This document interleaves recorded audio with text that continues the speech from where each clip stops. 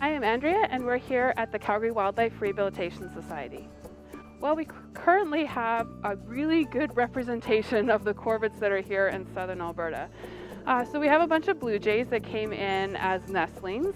We've raised them they've been here for at least a month, and we expect that they're going to be gone within the next week or so. So they're still being hand-fed by the staff, and as soon as that's done, they're going to be out the door and released back into the wild. As you can see, we often put songbirds together. So these blue jays are in with robin fledglings that are also being fed. They're species that aren't enemies or get along just fine, so we often put songbirds together that can coexist harmoniously. So in this case, we've got the robins in with the blue jays. We also have a whole bunch of magpies. We get magpies every single year. A lot of people in Calgary are not necessarily that fond of magpies, but we love them. We think that they're an amazing bird, really smart, and exceptionally beautiful. I think if people would just take some time to look at them with new eyes and just see what a beautiful animal we have living right here in our city. We also have a whole bunch of crows. Once again, these came in as fledglings or nestlings.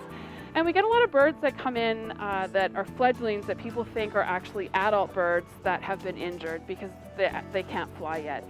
In the case of magpies and crows, they're almost the size of adults, but you can tell the difference. With magpies, their tail is really short, so when they're fledglings, their tail isn't as long as those adult, beautiful long tails. And with the crows, you can tell because they have blue or silver eyes.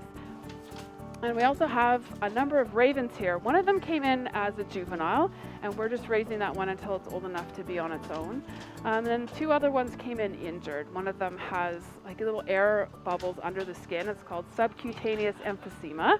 And so we're treating that and observing them, and they're still in care, and we're waiting to see what the outcome for their recovery is going to be.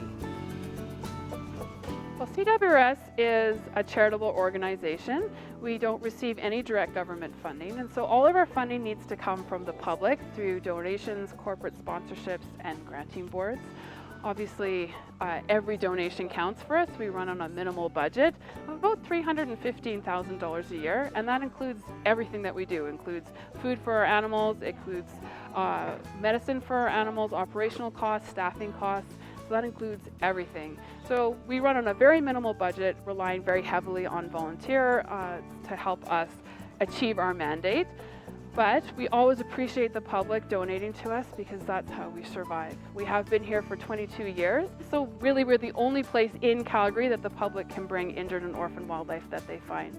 And so we do appreciate the public coming out and supporting us and helping us to keep going for another 22 years.